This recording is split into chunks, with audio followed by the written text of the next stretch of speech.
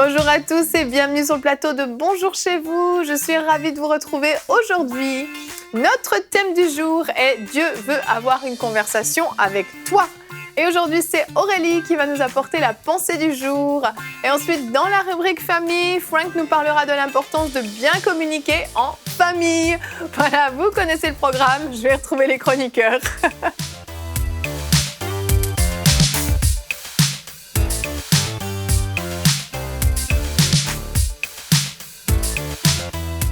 Frank, tu viens d'apprendre que tu avais une rubrique famille. Ouais, j'ai 3 cartons. Ouais.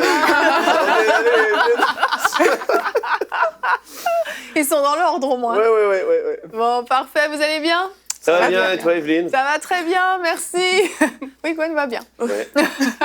T'as fait sursauter Annabelle, je pense que tu l'as réveillée. Ouais, mais en fait, j'ai piqué cette phrase à Frank de demander comment ça va. Mais moi, j'apprécie beaucoup qu'on me demande comment je vais, tu vois. Ouais, c'est important, hein, c'est bien communiquer. Hein. Bah oui. Ouais, c'est puissant. Ouais. Tu sais, Déjà, on a changé On l'atmosphère. sent que ce thème de rubrique famille vraiment va bien avec toi, Frank. On est très heureux. Mais retiens-toi encore un peu, on ne parle pas tout de suite de ça. Ça va aller? Ouais, ça va aller. Aujourd'hui, nous allons parler de la prière. Oui, Dieu veut avoir une conversation avec nous, et ce, chaque jour. Et on voit ça avec toi, Aurélie, dans la pensée du jour. Aurélie, le titre de ta pensée est « As-tu parlé à Dieu aujourd'hui ?» Oui, c'est une très bonne question. Et il y a des personnes qui vont répondre à non. Et il y a aussi des personnes qui vont dire oui, j'ai parlé à Dieu ce matin comme tous les matins, j'ai prié, je parle à Dieu quand je fais mes activités, etc. Et la question que j'ai envie de vous poser à vous qui avez répondu, c'est qu'est-ce que Dieu vous a dit alors que vous lui avez parlé? Et si vous vous dites je sais pas, mais ça veut dire que c'est possible que vous avez parlé tout seul et que vous n'avez pas vraiment pris le temps d'entendre Dieu dans la prière. Et il y a plusieurs personnes qui sont ébahies lorsqu'on leur dit « Dieu m'a dit telle chose ». Ils disent « Waouh, mais comment tu fais pour que Dieu puisse te parler et te dire des choses ?» Mais c'est dans la prière. La prière, c'est le moyen que Dieu utilise pour communiquer avec nous, pour dialoguer avec nous. Dieu nous parle et nous lui parlons également. Il ne s'agit pas d'un devoir religieux, il ne s'agit pas d'une poésie, il ne s'agit pas d'une récitation, il s'agit vraiment d'un temps passé avec Dieu. Alors, la Bible nous dit dans Matthieu 6, au verset 6, « Quand tu pries, entre dans ta chambre, ferme ta porte et prie ton Père qui est là dans le lieu secret, et ton Père qui voit dans le secret te le rendra. » Alors, il y a plusieurs types de prières, mais nous n'allons pas forcément parler de ça aujourd'hui. Là, on va parler du lieu secret. Alors, c'est quoi le lieu secret? Le lieu secret, c'est un lieu de face à face avec le Seigneur. C'est un lieu où on est intime avec Dieu et c'est un lieu où, comme le verset nous dit, on ferme toutes les portes.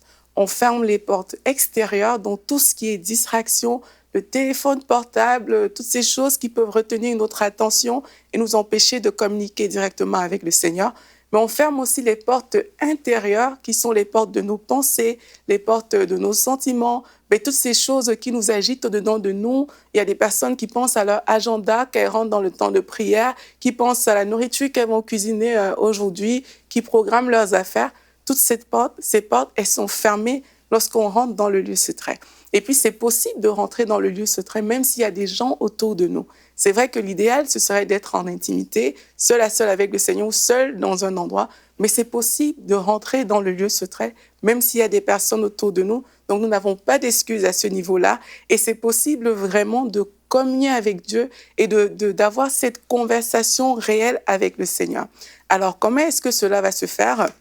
Pour beaucoup de personnes, vous allez voir que pour arriver à fermer les portes internes et extérieures, mais il va falloir parfois beaucoup adorer Dieu, beaucoup élever Dieu. Et à un moment, vous allez réaliser qu'il n'y a plus rien qui compte vraiment. Il n'y a que Dieu qui compte à ce moment-là. Mais ne vous arrêtez pas à ce niveau-là. Vraiment, persistez.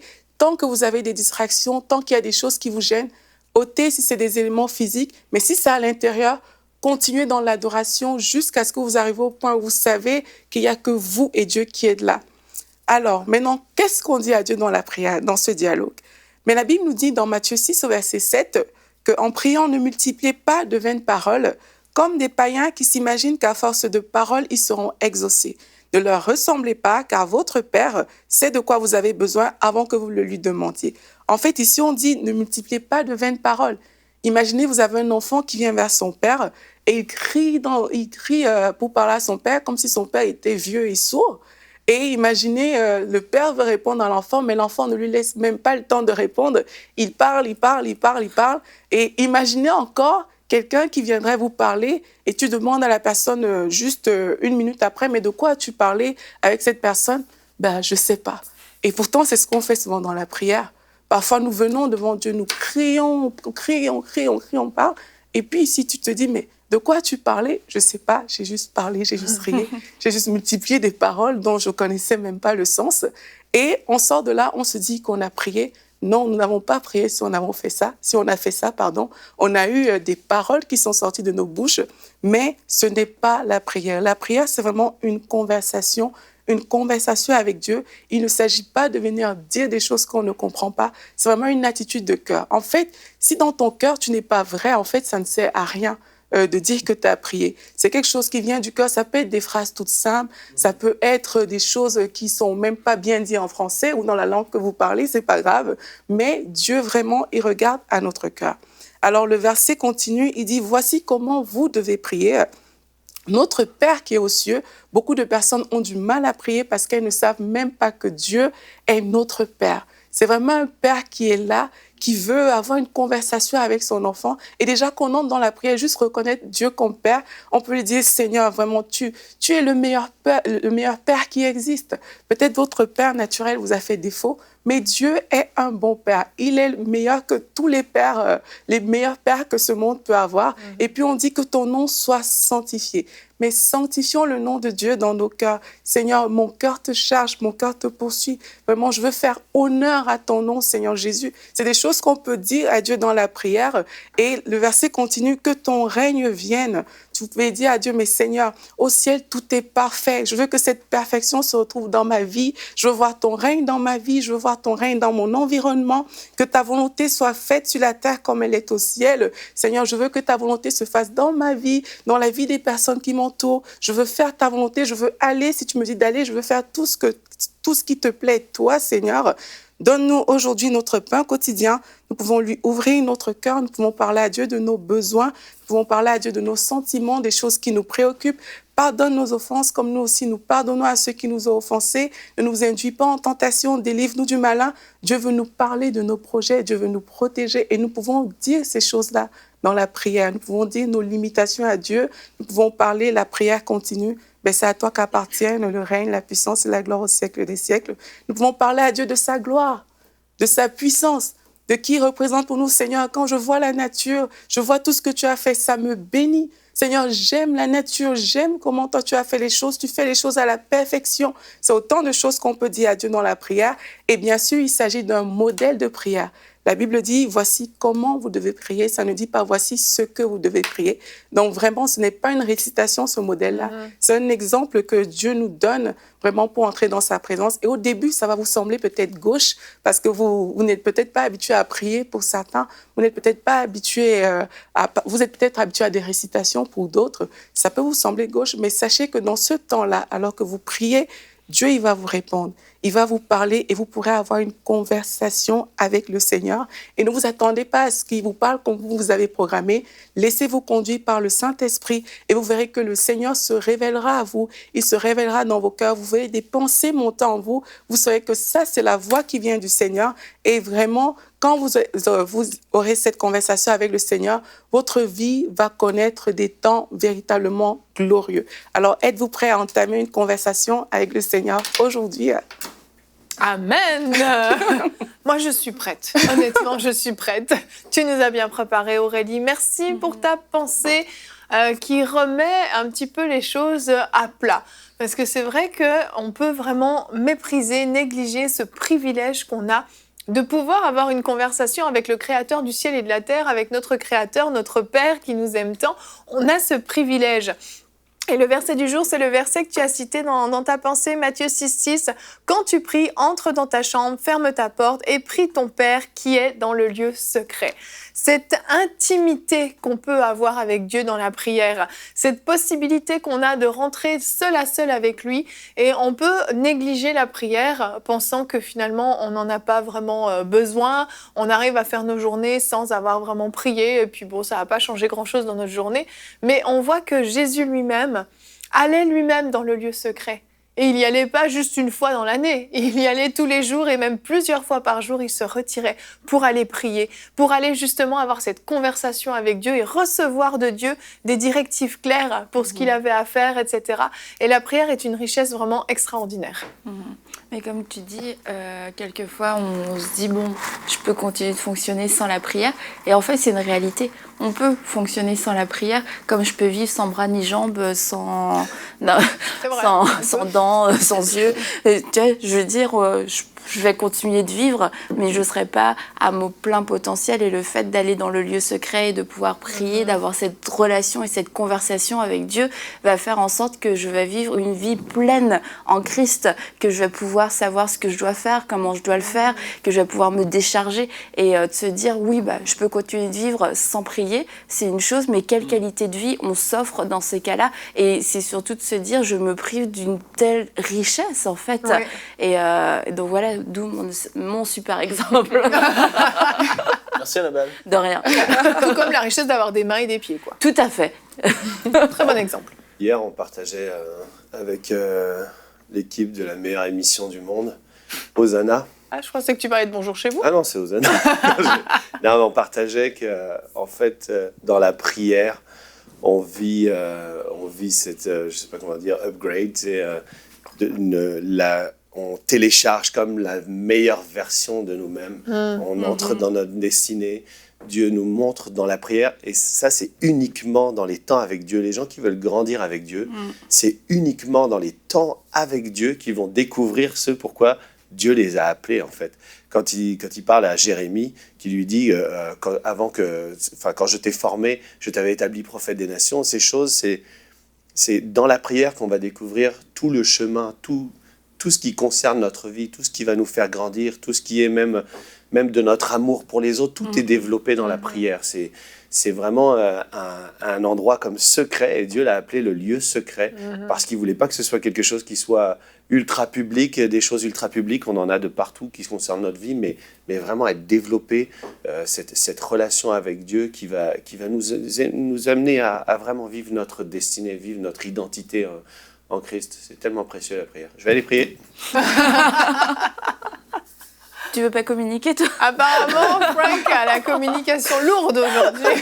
Je pense qu'il est concentré dans sa rubrique famille. Non. Je veux parler quelque chose par rapport à la prière. Et puis, je veux essayer de... Tout le monde rit. Je veux apporter un peu la pensée que t'es pas obligé de prier 5 heures par jour. Oui. Je veux pas démolir, si tu peux prier, tant mieux, mais ça veut dire que tu travailles pas, ou t'as pas d'enfant, ou t'es pas impliqué nulle part en fait. Si tu peux prier 5 heures par jour, ou t'es pas marié. Parce que sinon, la vie, elle roule beaucoup. Ceci dit, je suis entièrement pour, et je crois que c'est important d'avoir des moments comme moi j'ai. Moi, c'est le soir. Il y en a qui vont dire non, c'est le matin. Et puis, bon, tant mieux, c'est pour toi le matin. Moi, c'est le soir. Mais il faut avoir ces temps-là, le soir ou le matin ou dans la journée. Il faut se trouver des temps où est-ce que vraiment on va se détacher. Parce que là, on parle à des personnes qui n'ont aucune vie de prière, possiblement. Hein. Il y a tellement de gens qui regardent Bonjour chez vous. Et il ne faut pas que ça soit un blocage pour vous dans votre vie spirituelle, en fait, de dire, à partir de 20h le soir jusqu'à 23h, je dois prier, puis tu n'as jamais prié, puis tu répètes les mêmes choses comme Aurélia l'a dit parce que tu ne sais plus quoi dire et tout ça. Il faut y aller progressivement. Moi, je l'ai vécu comme ça, en tout cas. Hein. Puis je vais avoir certaines journées dans la semaine où est-ce que je vais prendre plus de temps avec Dieu, vraiment. Puis il y a d'autres temps où est-ce que, parce que, tu sais, on est supposé lire la Bible, prier, évangéliser, et là, tu te dis, mais comment je peux faire toutes ces choses-là dans 5 heures par jour? C'est impossible. Là. Et puis, je veux vraiment que les gens comprennent que c'est pas une nécessité de prier longuement. L'important, c'est de commencer à le faire. Et puis, par rapport à la prière, tu as dit qu'il y a différents types de prières, mais il y a la prière du parler en langue. Et puis ça, c'est tellement important d'être baptisé du Saint-Esprit. C'est pas juste pour le parler en langue, c'est pour autre chose aussi, mais c'est avoir ce langage de prière-là, parce que des fois, oui, tu as dit ce que tu avais à demander, tu as dit ce que tu avais à dire à Dieu de sa grandeur, tu l'as adoré, mais après ça, tu fais juste passer un temps à prier en langue. Et ça, c'est ton esprit, le Saint-Esprit de Dieu, qui prie au travers de toi des prières parfaites. Et puis pour beaucoup de monde, ça peut vraiment être un « Wow! Parce que là, j'ai de la misère à prier 8 minutes, en fait, parce que je ne sais plus quoi dire. » Le baptême du Saint-Esprit va t'apporter dans une autre dimension de prière aussi. C'est très puissant et profond. Mais je veux juste déculpabiliser par rapport à ça. T'as raison. C'est important. Il faut des temps. Il faut des temps où est-ce que parfois, ça va être 1 heure et demie, parce qu'il y a vraiment des choses à être dites, à faire, des décisions à prendre. Mais c'est pas tous les jours super longtemps. Il faut commencer là où est-ce qu'on est, puis foncer, puis oui, être à l'écoute de Dieu. Pas juste demander, mais parler, discuter, savoir écouter. C'est ça, parce qu'il y a cet aspect de conversation, d'échange, en fait. Et puis souvent, c'est juste un monologue où on va déverser tout ce qu'on a à déverser, mais on n'est pas à l'écoute. Et comme tu le disais dans ta pensée, en fait, Dieu peut vraiment nous communiquer des choses. Et c'est ce qui va alimenter aussi nos temps de prière. On est en train de prier, on peut être juste en train de l'adorer, en train de l'élever, et tout à coup, on a à cœur quelque chose, on a à cœur quelqu'un, on a à cœur une situation, et puis ça va nous guider dans la prière, en fait. Parce qu'en réalité, très souvent, on ne sait même pas quoi prier. On est très limité, en fait. Si on prie juste comme ça, avec notre intelligence, sans avoir une communication avec Dieu, on va prier tous les jours la même chose. Seigneur, je te recommande ma journée, mon mari, ma femme, mes enfants, si j'en ai, et puis ci, puis ça, et puis fais que ci, fais que ça. Merci pour ma santé, merci pour mes finances, merci. Mais on est très limité, en fait. Et puis c'est toujours centré sur nous, en plus. Quand on a cette conversation, cet échange avec Dieu, nos prières sont alimentées, vont durer plus ou moins longtemps, comme tu dis. Quelle importance! L'importance, c'est ce temps de qualité qu'on a avec Dieu, où vraiment Dieu peut nous communiquer son cœur. Il a besoin de nous pour prier, en fait. Il a besoin de nous pour qu'on prie, parfois même pour d'autres personnes, pour certaines situations de notre vie. Dieu sait ce qui va nous arriver dans la journée. Nous, on ne le sait pas. Peut-être qu'on va commencer à prier pour quelque chose, on ne sait même pas pourquoi, mais en fait, il y a un lien direct avec ce qui va se produire dans notre journée. Donc, il y a cette communication, cet échange qui fait que les temps de prière sont agréables et puis un petit peu plus légers que quelque chose de très, justement, là, je vais répéter le Notre Père 5 fois. Bon, ben voilà, quoi. Tu le fais un moment, mais finalement, au bout de 3 jours, t'en as marre. Et puis, c'est pas monotone, en fait, ce temps de discussion. Et change, même de jour en jour. Il y a des jours où on parle beaucoup, des jours où on va plus écouter, des jours où peut-être on a besoin d'adorer, on a besoin de chanter, quelquefois juste de rien, d'être dans le silence, puis d'écouter, parce que Dieu est en train de nous parler, de télécharger, comme tu disais, Gwen, certaines choses en nous. Et un des plus grands dangers, je pense, pour ne pas avoir une bonne vie de prière, c'est d'avoir toujours la même vie de prière, en fait. Si on a tous les jours la même vie de prière, c'est les mêmes choses, c'est hyper décourageant, et puis ça peut devenir extrêmement religieux et traditionnel et vide. Vrai. Exactement, c'est vrai. Donc la prière importante, et importante pour qui? Pour nous, en fait. Donc je pense que ça, on est tous d'accord là-dessus. Et là, on parle de communication, mais la communication peut aussi se faire de manière terrestre, n'est-ce pas, Frank? Effectivement. Et on va en parler avec toi dans la rubrique famille.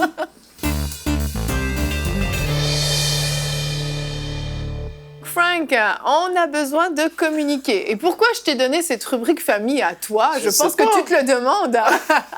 Moi, tu sais, j'aime trop quand il communique avec moi. Abel, non.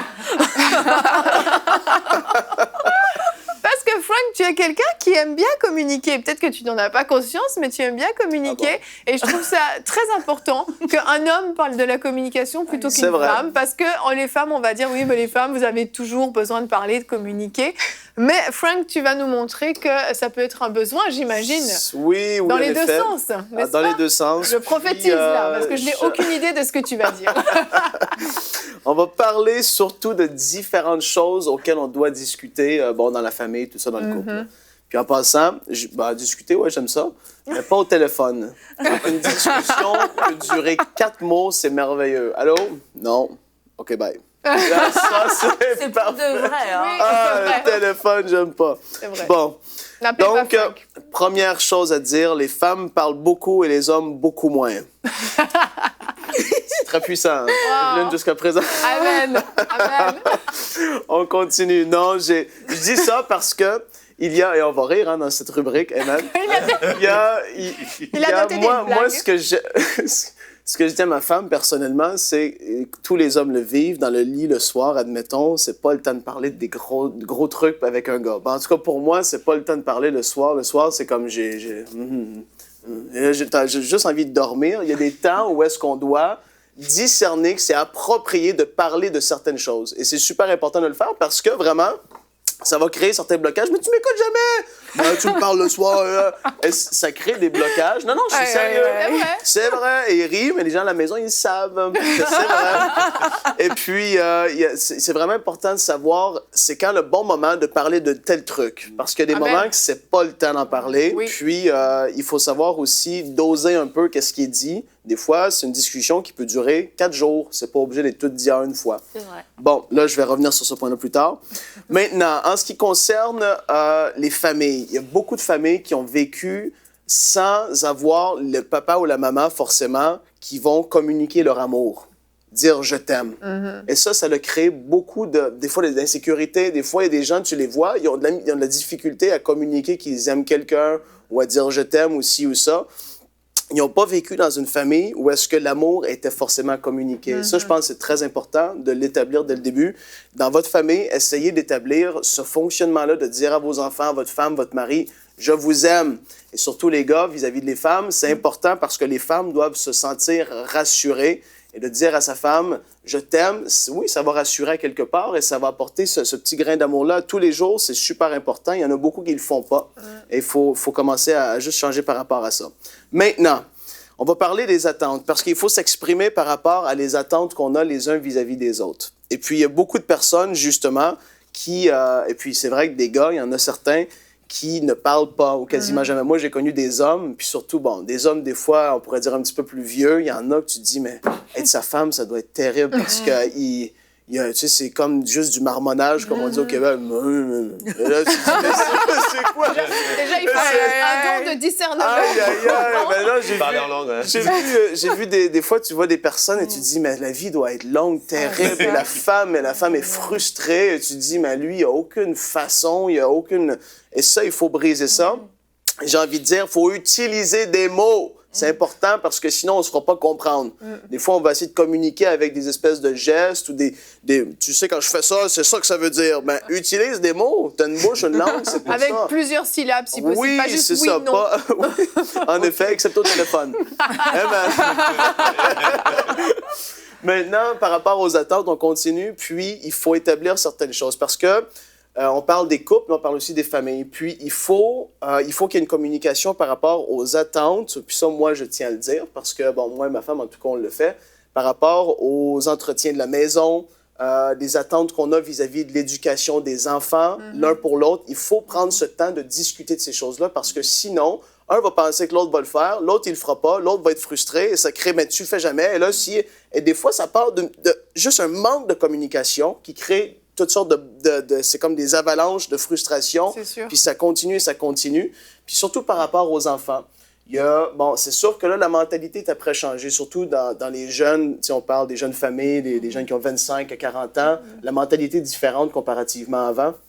Mais c'est important de s'exprimer, de se parler et de se dire qu'est-ce que je m'attends par rapport à l'éducation de nos enfants. Quel est ton rôle, toi, à jouer? Quel est mon rôle? Comment est-ce que... Mais tel truc... Tu sais, moi, chérie, j'ai de la misère avec telle affaire parce que si ou ça, est-ce que tu pourrais t'en charger? Et puis, OK, je vais le faire, je vais faire cet effort-là de le faire.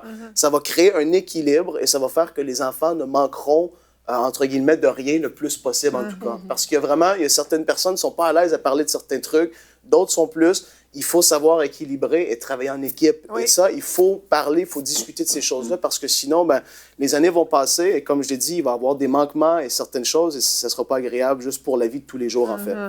Il faut parler par rapport aux attentes parfois professionnelles. Il y a des personnes, surtout des hommes, qui vont travailler à fond et puis il n'y a aucune place pour la discussion.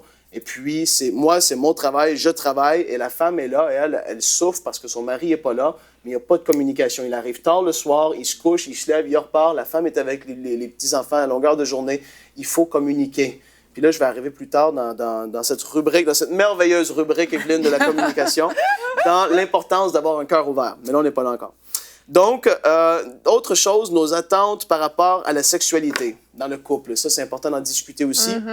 Parce qu'il y a beaucoup de frustrés, parce qu'ils n'ont pas discuté avec leur femme de certaines attentes qu'ils avaient. La femme, ça, c'est quelque chose qu'on le sait. Des fois, elle a besoin peut-être moins de sexualité que l'homme. Des fois, Et encore, dans certains couples, c'est l'inverse. Hein. Des fois, ça peut. C'est plus rare. On avait, je crois qu'on avait parlé, je pense, avec le pasteur Alain Patrick aussi, lorsqu'il était ici dans sa rubrique famille. Oui, on a parlé de beaucoup de choses. On a parlé de beaucoup de choses.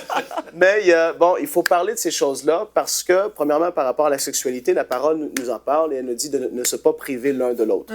Ceci dit, c'est pas un prétexte pour le gars, il faut, je sais pas, 3 fois par jour tout le temps. Là, il y a un problème, tu sais. Il faut... Mais non, il faut être équilibré. J'aime cette rubrique famille. Regardez-la en famille. Hein.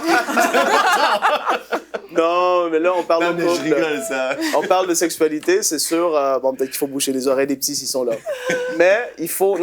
Si on ne dit pas rien, les couples ne changent pas, puis les femmes, puis les gars, ils sont là, puis les pasteurs, des fois, n'en parlent pas, il n'y a pas rien qui est dit. C'est vrai. C'est important. T'as raison. Donc, il faut vraiment discuter de certains points, les attentes qu'on a dans ce niveau-là, parce que c'est une source de beaucoup de frustration aussi pour plusieurs couples, et c'est une source même de séparation et voire de divorce, parce que il n'y a pas rien qui a été établi. Puis en fait, c'est ça, il faut vraiment parler de tout ça. Je vais arrêter là par rapport aux attentes de la sexualité. Maintenant, ce qui concerne les choses spirituelles face à nos enfants, ça, je trouve que c'est un point super important. Et ça, c'est parce que aussi je le vis. Mon fils le plus vieux a 7 ans. Et puis, tu vois, il y a des choses, parfois, on va penser que c'est tout à l'Église de pouvoir exprimer certaines choses, ou comme on a souvent dit dans Bonjour chez vous, c'est pas à l'école d'éduquer nos enfants premièrement, ni à l'école du dimanche, c'est à nous de le faire. Et puis récemment, je parlais avec mon fils, justement, on était dans la voiture toute seule, et c'était un moment comme qui est tombé propice, je m'attendais pas à ça, mais c'est tombé propice à parler de Dieu veut te parler. Et là, tu vois, mais comment je fais? Et là, tu vois, il y a une interrogation, et c'est important en tant que parent d'être sensible à ça, et d'avoir certaines réponses parce que il ne se le fera pas dire certainement pas à l'école ni au travers de ses amis, mais lorsque tu commences à parler des choses spirituelles à ton enfant, la communication est là, ça va éveiller en lui ou en elle le désir d'en avoir plus en fait. Et là, tu as vu, j'ai parlé de ça à mon fils, j'ai dit, Dieu, il veut te parler des fois au travers de tes pensées. Des fois, tu vas avoir un sentiment que tes amis vont faire quelque chose, mais toi, tu sens que tu ne devrais pas, mais c'est parce que le Saint-Esprit en toi, il veut t'arrêter. Et il y a différentes façons que Dieu veut te parler, là. Ah oui, et là, tu vois, pour lui, dans sa simplicité, j'ai vu que ça l'a fait comme un déclic. Et là, tu vois, l'enfant va progresser dans sa vie spirituelle avec un autre point de vue et une perspective différente. C'est pas un truc, maman a pris, papa a pris. Non, moi, je peux vivre ces choses-là aussi. Et puis, beaucoup de parents, puis chrétiens, c'est parfois, on ne se sent pas à la hauteur parce qu'on se dit, mais je ne suis pas le pasteur, je ne suis pas lui ou lui. Mais non, il faut, au pire, aller se renseigner nous-mêmes si on n'a pas les réponses. C'est super important. Mais de pouvoir vraiment communiquer de ces choses-là dès le plus bas âge de l'enfant, parce qu'il va grandir avec ces choses, il va avoir la soif pour le côté de l'esprit, le spirituel qui va être là. Et c'est tellement important, c'est quelque chose à ne pas mépriser. Exprimer aussi par rapport au côté spirituel de l'enfant, les attentes que Dieu a vis-à-vis de lui. Là, comme j'ai dit, je voulais parler de différents points qui sont importants de discuter avec nos enfants et puis leur expliquer que Dieu a certaines attentes vis-à-vis de eux, même s'ils sont jeunes. Dieu s'attend à telle chose, Dieu s'attend à ce que tu aimes ton ami, est-ce que tu aimes tout le monde en fait, est-ce que tu juges pas, est-ce que tu pardonnes, est-ce que tu sois quelqu'un qui va marcher d'une façon à donner toujours plus que ce que tu reçois. Et tu vois, d'expliquer certaines choses, des fois, on pense que ça va se faire toute seule. Puis tu regardes certains adultes, ils ont 40, 45, 60 ans, et pour eux, ils ne vivent même pas, en fait. Et c'est là l'important d'en parler, d'en discuter. Il faut qu'il y ait la communication qui soit là, et il faut vraiment prendre de l'avant par rapport à ça en tant que parent. Il ne faut pas penser que ça va se faire toute seule, c'est super important. Donc, maintenant, savoir bien écouter. Là, il faut être un bon communicateur, mais il faut savoir bien écouter aussi, parce qu'il y a certaines personnes qui... en tout cas, ils ont besoin de grandir plus. On a plus de l'orgueil en nous. Il y en a qui, sont comme ça quand tu leur parles et puis tu dis, mais il ne reçoit rien, le monsieur ou la madame. Ou même tu prêches, des fois, tu vois des personnes, mais qu'est-ce que tu fais ici, en fait? Parce que tu es complètement, tu reçois rien. Ça fait, ça tombe. Et il faut savoir être la personne qui va ouvrir son cœur pour recevoir ce que l'autre a à lui dire. Si on veut avoir des solutions durables dans le couple, il faut être la personne qui va...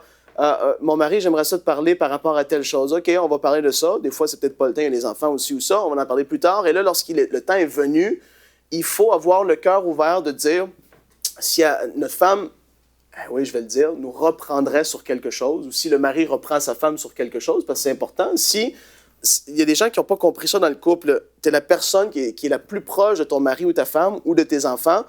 Si toi, tu n'es pas capable de reprendre ton mari ou ta femme en quoi que ce soit, personne ne va le faire parce que la porte va être fermée. Tu es supposé d'avoir la clé d'accès au cœur de ton mari ou de ta femme.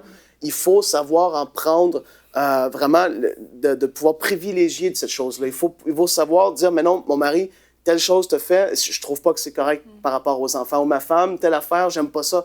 Et il faut être là, à avoir un cœur qui est ouvert à recevoir la correction, entre guillemets, ou la réprimande si elle est dite. C'est super important d'avoir un cœur ouvert et de travailler là-dessus parce qu'il y en a qui pensent qu'ils détiennent toute la vérité et toute la vérité absolue. Et puis ça, c'est dangereux parce que ça fait que dans ta vie, tu ne changeras jamais, tu ne vivras jamais plus que ce que tu vis actuellement. Et pourtant, Dieu veut nous apporter tellement plus loin. Et Dieu va passer par des gens autour de nous pour nous faire grandir et maturer. Fait que c'est important d'être cette personne-là qui a le cœur ouvert par rapport à cela. Maintenant, je vais continuer, Evelyne, avec le prochain point. T'as l'air toujours de monter un cran au-dessus. Il y a comme un suspense, Frank. Wow! Il faut au plus possible développer, je ne sais pas si je parle bien, il faut le plus possible développer une maison où les échanges sont mis en avant, pas être la maison où est-ce qu'il y a, comme je le dis, toujours les faces de bœuf. Ça veut dire être la maison où est-ce qu'il y a toujours... personne ne parle jamais, tu rentres et puis c'est toujours comme, c'est pas envie d'être là. Il faut, bon, Aurélie est d'accord avec mon point, il faut développer ça. Il faut que notre maison devienne une maison où est-ce que la communication est vraiment libre, où est-ce que les choses qui sont plus tabous, que les enfants vont entendre parler à l'école ou que si on a des questions, il faut que ce soit une place où est-ce que les questions peuvent être posées parce que c'est là que les meilleures réponses vont être obtenues, les réponses en accord avec la parole de Dieu. C'est tellement important de pouvoir développer cette cellule familiale, que ce soit comme ça. J'avais un autre point que j'avais oublié en parlant. Eh oui, être humble toujours. Par rapport à la communication, il faut savoir être humble. La parole de Dieu nous en parle, mais c'est vraiment l'humilité qui va précéder la gloire. Il faut apprendre à être humble dans nos rapports au quotidien avec notre femme, nos enfants et tout ça. Il faut développer cet aspect-là de l'humilité. C'est important de communiquer. Il faut avoir un cœur qui soit ouvert à ce que les corrections peuvent être dites, mais il faut savoir s'humilier pour prendre les bonnes décisions, de pouvoir changer par rapport à ce qui va être dit. C'est super important d'être quelqu'un de humble par rapport à la communication. Il faut vraiment développer ça. Donc, je crois, Evelyne, que ma rubrique est assez complète. Je parlais de l'humilité. Il n'y a personne qui termine ses rubriques comme ça. Moi, je prends des notes parce que je vais finir comme ça. Le sentiment de pour les gens à la maison, il y avait un doute sur le plateau de la complexité de ma rubrique. Et puis, voilà, le doute élevé. En fait, le doute était sur l'existence de ma rubrique. Les gens l'ont vu au début de l'émission. Ben non, je t'ai préparé. Et puis, on rit par rapport à tout ça, mais c'est important, de la communication dans la famille, dans le couple. Il faut développer ces aspects-là. C'est vrai. Et il faut les appliquer dès aujourd'hui. Vraiment. Alléluia. Il y a quelque chose, c'est qu'il y a des familles où la télévision est tout le temps allumée, où la radio est tout le temps allumée. Il y a toujours un espèce de bruit de fond. Donc les gens, au lieu de se parler entre eux, ils communiquent avec leur écran de télé, leur radio, voire éventuellement un journal. Mais la communication aura beaucoup plus de mal à avoir lieu dans une famille, autour d'une table, où déjà on est parfois 4, 5 autour de la table, donc c'est déjà bruyant. Vous rajoutez une télévision qui est allumée, les yeux vont tous se tourner sur l'écran de télévision et on ne parlera plus. Donc ça, c'est un point que je voulais aussi rajouter, c'est cette importance de... ces moments-là. C'est ça, on crée ces moments, on choisit vraiment de faire des repas. Peut-être que le matin, on est pressé, peut-être qu'à midi, on mange sur notre lieu de travail, les enfants sont à l'école, etc. Donc le soir me paraît le meilleur moment où on peut prendre ce temps en famille. Ça n'a pas besoin d'être un repas qui va durer d'une durée indéterminée, mais le temps où on est là assis autour de la table en train de manger, on peut communiquer, on peut échanger, les enfants peuvent s'exprimer. Alors c'est sûr que la communication dans le couple au moment du repas va peut-être pas être l'idéal. Alors je vais vous partager la nouvelle technique de mon mari, parce que chez nous c'est un peu l'inverse. C'est Michael qui veut me parler le soir et moi qui m'endors et qui veut me parler toujours au mauvais moment. C'est inversé chez nous. Sa nouvelle technique, c'est qu'il note. Quand il veut me dire quelque chose, mais que je suis occupée avec les enfants ou en train de faire le repas, n'importe quoi, bref, je suis pas dans une bonne disposition pour l'écouter, il prend une note sur son téléphone et le soir, quand on est tous les deux, donc voilà de quoi je je voulais te parler. Ainsi, il est plus frustré d'être coupé dans la discussion, etc. Oui, je trouvais que c'était une bonne idée. Donc, le soir, on prend le temps. Et là, j'ai droit à ma liste. Est-ce qu'elle est longue? Non, elle n'est pas longue. Elle n'est pas longue parce que c'est un homme, voyons. Moi,